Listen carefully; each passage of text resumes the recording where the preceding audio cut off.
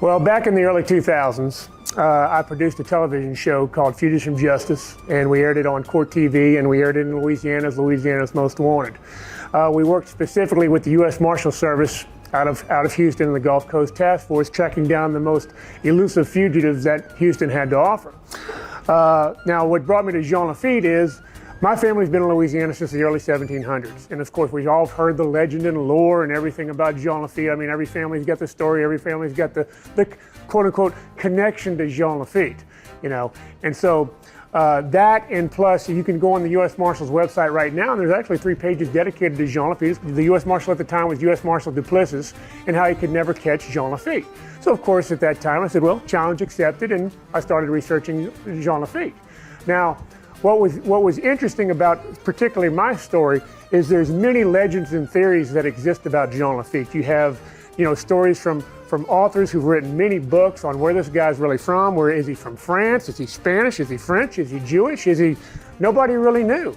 And so the first thing that I needed to do as somebody who tracked down fugitives is, who is this guy and where was his family from? And the reason that's important to the story is because when you're tracking down the most elusive fugitives in the country, they're always hiding in mama's house, grandma's house, somebody's house, but you got to find out who mom and dad are. And so that's what got me into it. So anyway, I've been researching Lafitte for almost 25 years now.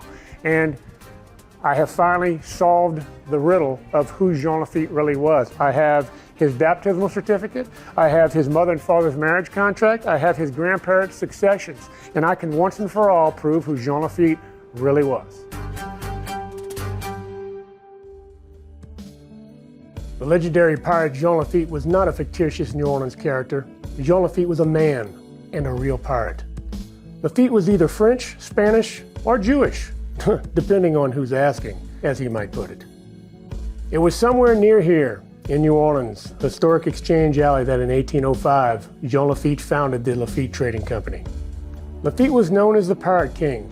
He and his crew robbed Spanish merchant vessels, then smuggled the goods through the swamps into New Orleans, where he sold luxury items at discounted prices: silks, spices, jewels, coffee, liquor, clothing, and tobacco. Jean Lafitte's legacy continues today in great part because of the Lafitte Trading Company. It's located at 320 Exchange Place Alley in the historic French Quarter.